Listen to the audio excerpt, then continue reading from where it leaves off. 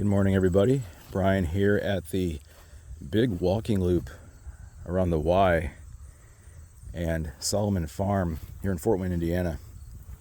It's a nice little trail, nice little walk. Beautiful day for this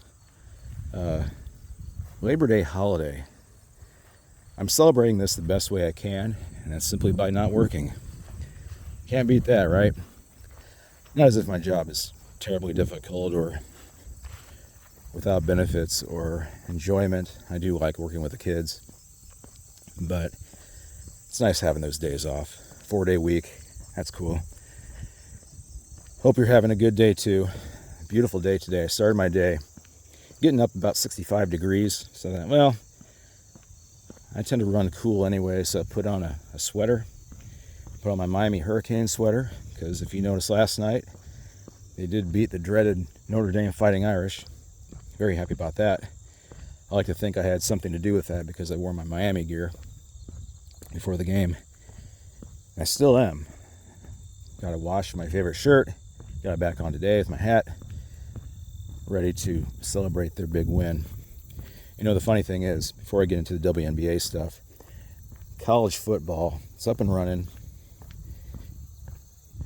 You know, I don't like Texas or Ohio State, but big respect to them for coming right out of the gate and having a game like that.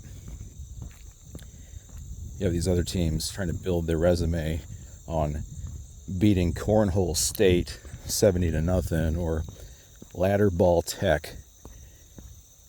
It's just, I'd like to, in fact, if I could change anything about the college football realm, it would be all the power conferences would be Division I. I wouldn't have all these mid-majors or these tiny little schools playing big ones. I think it would make for a better football season, better parity, a lot more challenge, I think. But anyways, on to the WNBA.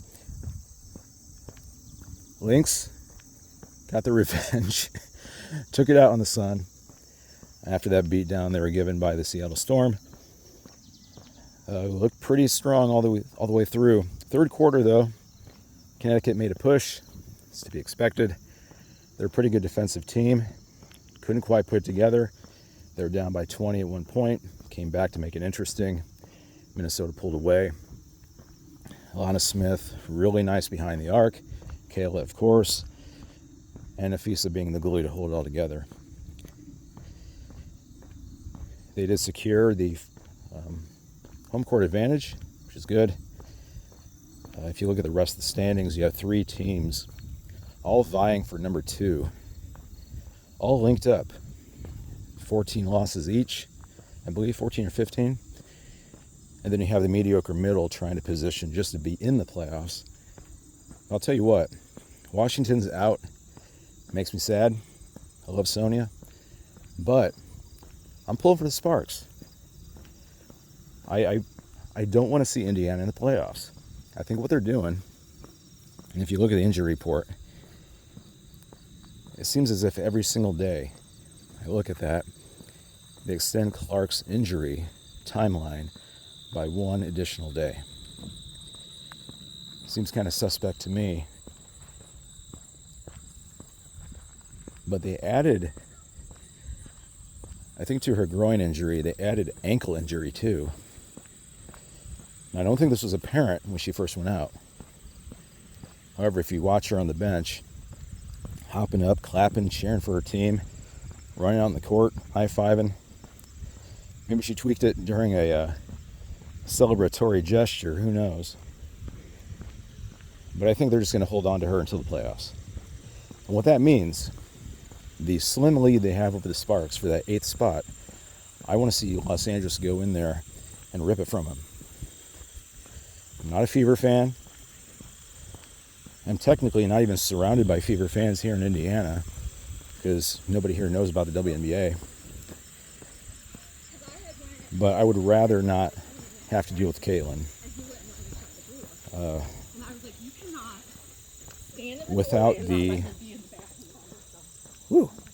Without the services of Sophie, They're a much less potent team.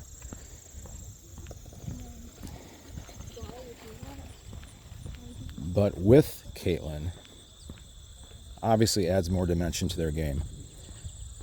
I don't think Minnesota will have a major issue with that, should Indiana maintain the 8th spot. But you know how it goes. You have these weird games where you have everything on paper to beat the heck out of your opponent, but you just can't do it. I remember the Commissioner's Cup championship game. That was really the case. I think Minnesota went in there with a big head. Indiana, being the plucky underdog, should have been the Liberty, but they gave it to Indiana. They went in there and destroyed Minnesota. Just embarrassed them. Thankfully, it didn't count. Because that cup game is just an added chance for players to get hurt. That's kind of the way it is. I wouldn't mind them changing that or just getting rid of the cup altogether. I don't like it. I haven't really talked much about that. I don't care for the Commissioner's Cup. These in-season tournaments, I don't find them to be very intriguing. I think they're a distraction if you think about it. Because that's when I want to see teams kind of start forming their identity. If they haven't done it within the first few weeks, that period where the tournament happens really tells me what a team is all about. Now, Minnesota, New York, I already knew what they were about. Very good, solid teams. A lot of respect to the Liberty, even though they're really floundering right now. By the way, that game against Phoenix, they held their own. I like what they're doing. But I think it's weird. When I watch the Liberty, I see shades of Minnesota. There was a time when Minnesota was very turnover prone.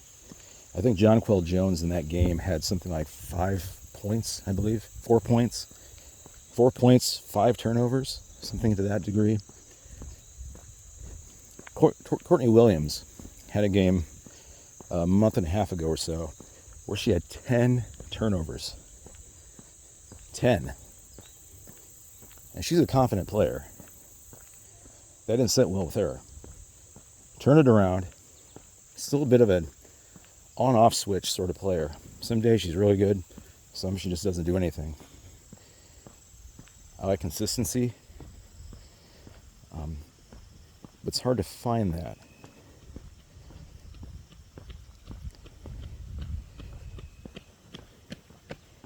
I'm going to come up here for a second. I've never actually gone up this hill. See things from this vantage point. There's the farm we're going to visit here in a second. Got some fun little things to look at over there. But before we get there, I'm going to go back to... All right, back on the trail. Talk more about Courtney. She's fun. I like her attitude. I like her energy. I don't get into the celebrity appeal of players very much, but she's the type that I think who should have some sort of legitimate endorsed show of some sort. I think when her day is over playing, she'd make a great color commentator. She's fun to listen to. In fact, she and Natasha Heidemann, collectively known as Stud Buds, a lot of fun. Even if you're not a Lynx fan, you should appreciate them. They bring some flavor to this league, helping to drown out the malaise and the drama.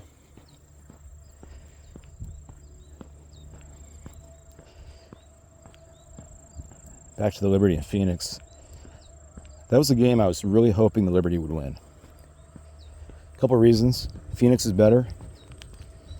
Wouldn't mind the Liberty scooting up a little more for their sake. They deserve it. Been through a lot.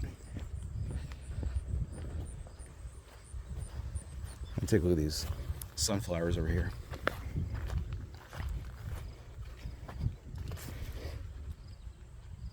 Some bees on there doing their thing. It's a lot of fun. I got some people behind me with the baby carriage. Gotta get moving. Oh, by the way, I didn't bother checking for that last video I put out. I'm pretty sure it cuts off short.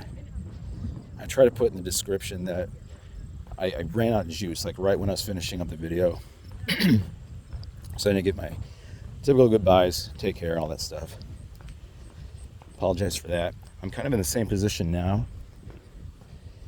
I used my phone, I was streaming some stuff this morning, and I didn't get it all charged up. Should be good to go. But if it cuts off again, my apologies. Remember, this is all raw footage, no editing, nothing at all. I've got like a watermark and a really poorly made banner on the channel's homepage, and that's about as good as you're going to get from me.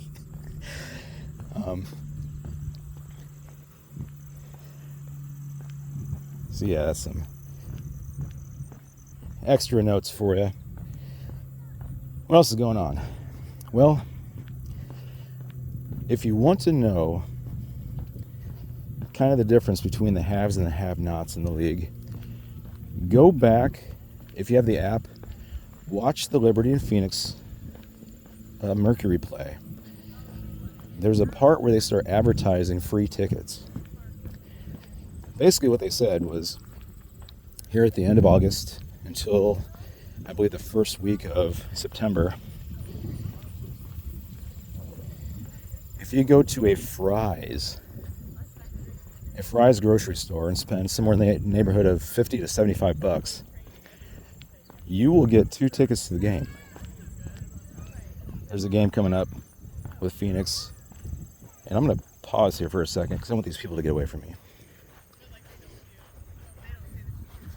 I'm going to get down here, pretend like I'm taking footage, taking pictures of the plant life back there, because they are talking really loud. You might be able to hear it. They got a kid with them. Yeah, I'm just over here taking pictures of the barn. You want to that way? Do you want me to turn it? Looking legitimate. I've got my tripod in my hand. I have a little short tripod.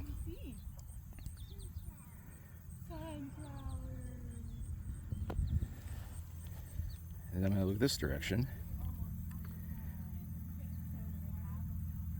for the opportunity to get some peace. All right, here we go. A little better.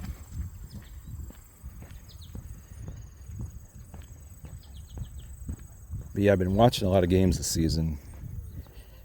And what's nice about the app is you get the feed from the arena itself. So rather than getting inundated with Liberty Mutual commercials and State Farm insurance commercials, you get to see what's going on in the court.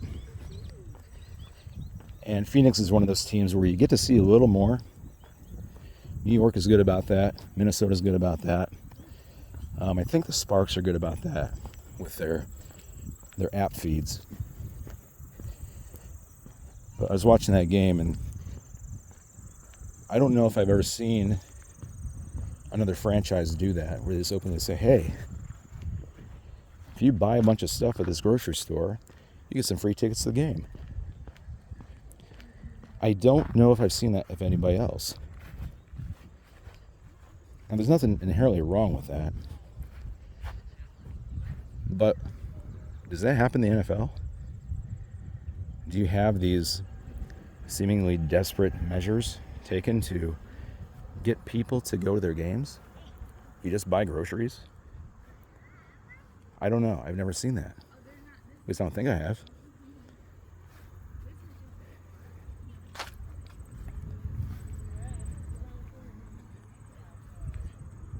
So over here, there's a little chicken coop. You want them to say cock-a-doodle-doo right now? See if I get some of them come over to me. Look at all them chickens. Say cock-a-doodle-doo right now. Something's going on in there. Hello, guys. You know what chickens give us? You know what chickens give us? I'm gonna move on from this.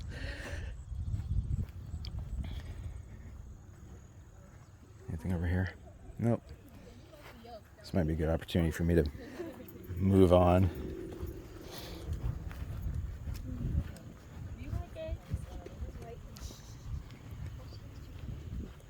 Here's another one, a little less populated, I think.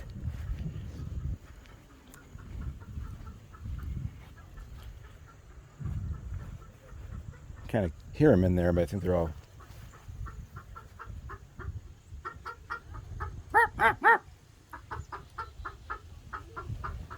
Yep, they're doing something in there. Anyways, this is kind of a fun spot to stop at. A lot of times the chickens will be congregating over here. I see one back there. Not sure if it's going to come over.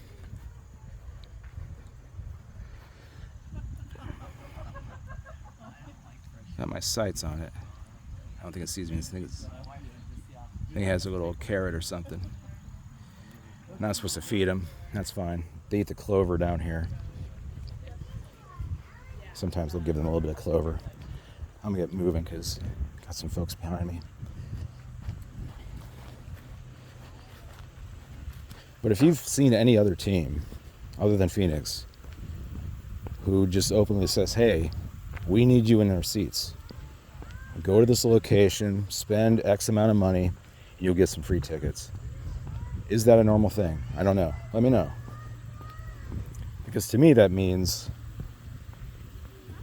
attendance is not where they would like it to be.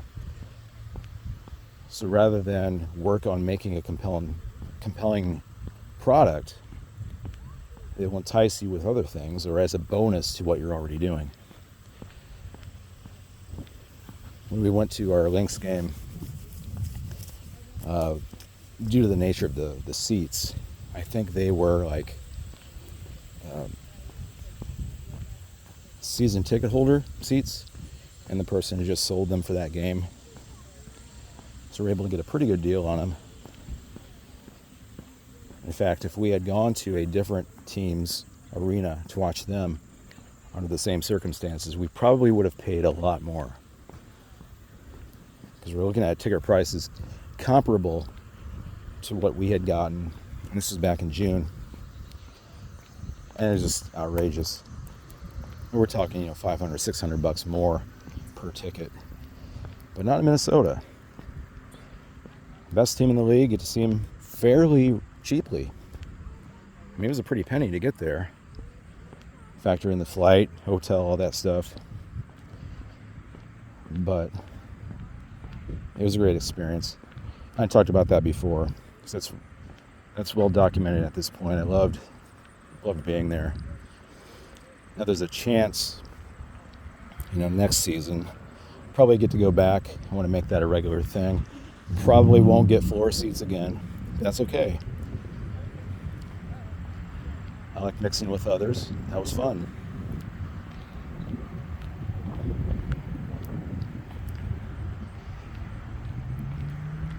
In the last video, I talked about the expansion teams. What does that mean for the league in the long run? Is that good financially? Is that good beyond just getting more players in the league? I don't know. I think that's going to be something they're going to see probably the next 5 years with the first two expansion teams coming. Because I still feel it's very brazen to say, look, we have a transcendent player who's bringing more eyes. Their games have to be played in different arenas because of what we expect to be high turnout. ABC, CBS, Amazon Prime.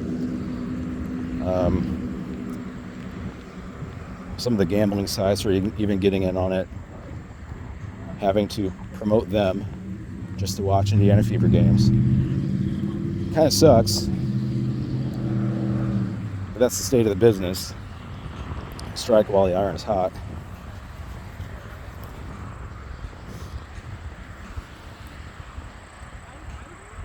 And that's something you can see in the app too. A lot of times I'll go home after work, when I'm working nights at least.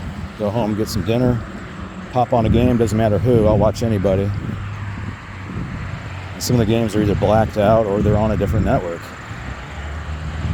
I love the app, don't get me wrong. It's frustrating to see, hey, here's a pivotal game between Indiana and New York. I kind of want to see it, but I don't want to pop down money for the CBS network to go see it. Now, thankfully, Ion, the free over digital channel that most people get through the receiver, they'll play games on Friday nights. Really good. And by the way, if you get that and you watch Ion, and you watch Ion basketball on those Friday nights, talk about stunning standard definition. It's an ugly throwback to the old rabbit ear days of television. And I'm in a position where I keep hearing people behind me, so I'm going to pull over. Same people, in fact. Pretend I'm getting I'm working on my photography. Yeah, that's what I'm doing over here. There's a big pond over there. Never been to it directly. Nice wildlife. Big birds, egrets, herons, cranes, whatever. Back on the trail.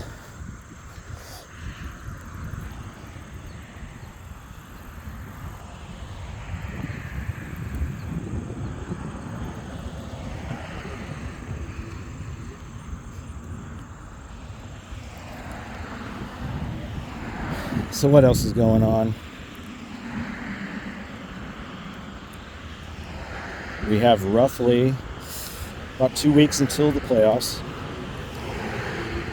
If everything holds up, we're going to have to suffer through Indiana being in the playoffs. Caitlin will probably make her return right in that first game. How fortuitous. As I mentioned, every day I look at her injury report. It's one day forward or back, whichever way you want to put it. Oh, she's going to be back in the first. Oh, great. No, it's going to be the fourth. No, the fifth. No, the sixth. Who knows? At this point, I'm not even sure she's really injured as much as they're just desperate to keep her upright for the playoffs. I think they fully expect them to be there, and I don't blame them. If you look at the Sparks' final 4 games or so, they got some hard games all on the road. Dream, Mercury. I think they played the Dream twice. Gee whiz. What a gauntlet to end your season. Trying to scrap and fight to just be relevant. You get slammed there at the end. So I fully expect Indiana to be that 8th seed. I'd rather see Golden State.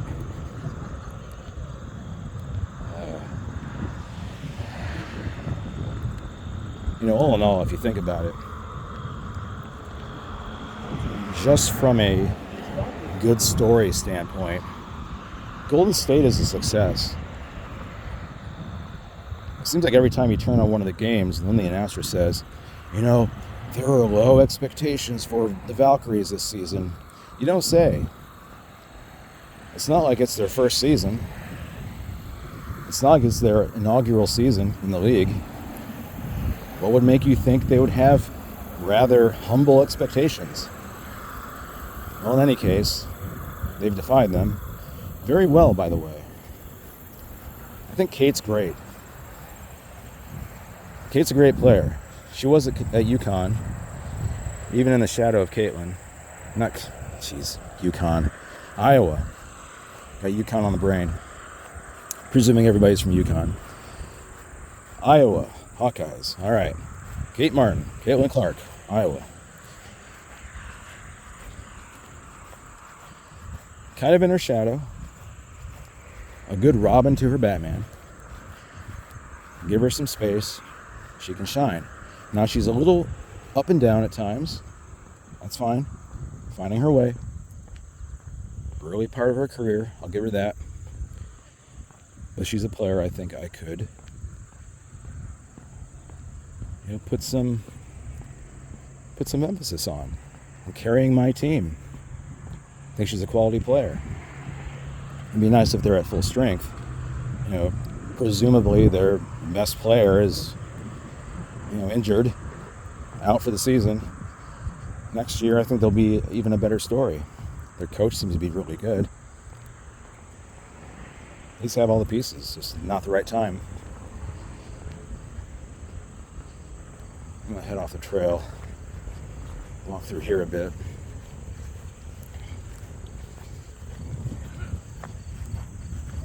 The prospect for next season looks pretty good for a number of teams, if for no other reason than development time. Washington, Golden State, I like them both. I would not be surprised if New York falls off a little bit. In fact, I feel it should happen. How long can they stick with this core? I mentioned how Breanna would look good as a Mystic. I still hold that. I think she needs a change of scenery. You gotta stay close to me. As good potentially as New York is, I feel they need a facelift.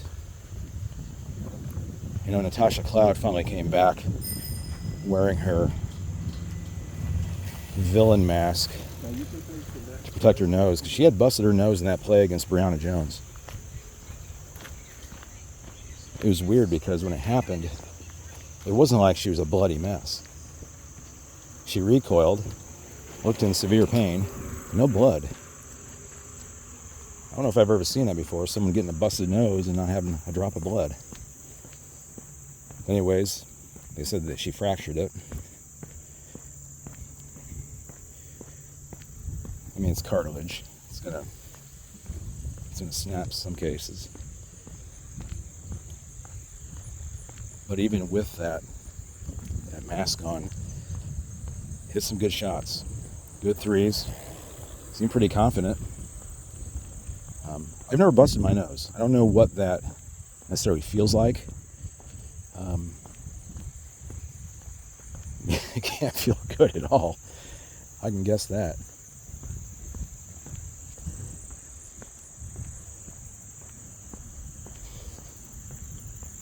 But she seemed to be doing pretty well. In fact, I get the impression that if it were just Breanna and her kind of headlining that team, let John Quell go somewhere else, move on to another team, move Breanna off, I think New York would be a better team. Their secondary is really good. I like Harrison. Talbot, really good. Johannes, you better watch out if she gets hot.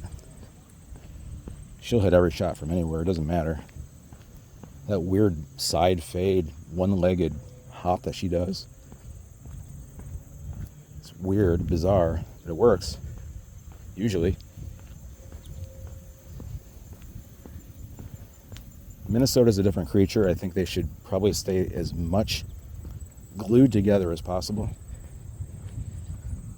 I know they're going to lose some players. I still fear losing Bridget. Probably to the tempo. As long as they keep Nafisa, Kayla, Jessica, Alana, Courtney, Natasha, everybody else, they should be good to go for another really successful season. I fully expect them to win the championship. I wouldn't bet money on it, but because you know how the league can be. They should have won it last season. Didn't. Breanna traveled. We know that. This season, I feel pretty confident, but really long term, I think consistency is the key. Keep your key players. Don't create an environment where players want to go. Have a good coach who's been there a long time. Reeves got the current record, the longest tenured coach for one team. She has a hot head. She cares. And I'm not going to fault a coach for caring. But when you do something like what Tyler Marsh did, or Tibbetts for Phoenix. You know, getting mad, yelling at the refs, the officials, costing your team more points. I find it to be immature. You're the leader of the team, and you're giving up points. You're not even on the court. At least not for the right reasons. But what are you going to do? That's a problem across the league, I feel. This idea that if you just yell at the refs enough, they'll just magically change their mind. And they will go with whatever you say. You know, if you cock your fist back and you appear to be rushing them to throw a punch, you know, go ahead and tee them up. But I wonder if in the future they're going to change the rules for this.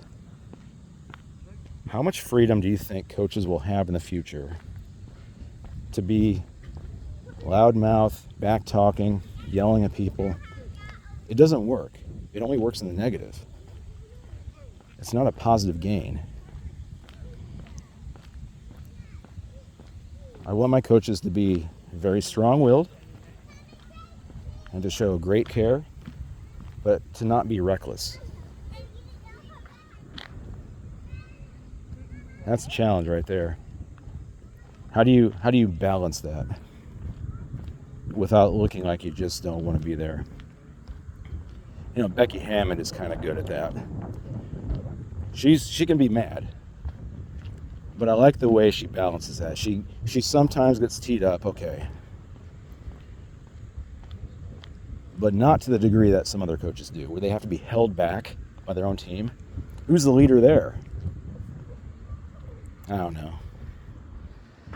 Just one of the many gripes I have right now. But I'm going to call this a close.